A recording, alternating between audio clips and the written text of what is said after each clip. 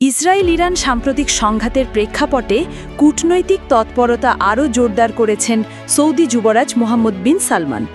সংঘাত শুরুর পরপরই তিনি ইসরায়েলের হামলার নিন্দা জানিয়ে মার্কিন প্রেসিডেন্ট ডোনাল্ড ট্রাম্প এবং ফ্রান্সের প্রেসিডেন্ট ইমানুয়েল ম্যাক্রন সঙ্গে কথা বলেন।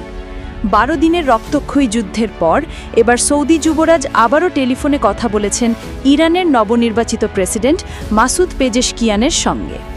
ফোনালাপে ইরানি প্রেসিডেন্ট পেজেশকিয়ান অভিযোগ করে বলেন, আঞ্চলিক ঐক্যের পথে বাধা সৃষ্টি করতে যুক্তরাষ্ট্র ও ইসরায়েল এখন মুসলিম দেশগুলোর মধ্যে বিভেদ তৈরি করতে সক্রিয়ভাবে তৎপর।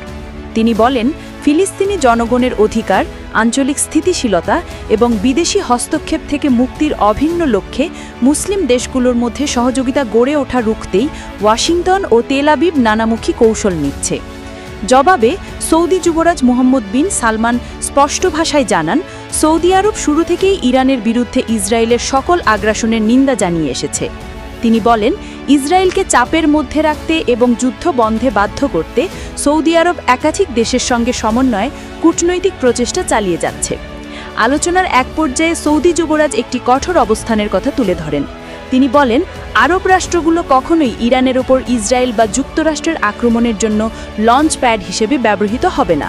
আমাদের মাটি কখনোই তেহরানে হামলা চালানোর জন্য ব্যবহারের অনুমতি দেয়া হবে না। এ সময় কাতারে অবস্থিত মার্কিন সামরিক ঘাঁটিতে ইরানের পাল্টা হামলা নিয়েও আলোচনা হয়। সৌদি যুবরাজ জানান, ইরানের পাল্টা প্রতিক্রিয়ার পেছনে যুক্তরাষ্ট্রের আগ্রাসনের প্রতিশোধের কারণ ছিল, এটি আমরা বুঝি এবং উপলব্ধি করি। বিশ্লেষকদের মতে সৌদি ইরান সাম্প্রতিক এই ঘনিষ্ঠতাই প্রমাণ করে যে মধ্যপ্রাচ্যে মুসলিম দেশগুলোর মধ্যে ঐক্যের নবতর ধারা তৈরি হচ্ছে, যা তৃতীয় পক্ষের হস্তক্ষেপ ও আগ্রাসন প্রতিহত করার একটি গুরুত্বপূর্ণ পদক্ষেপ হতে পারে।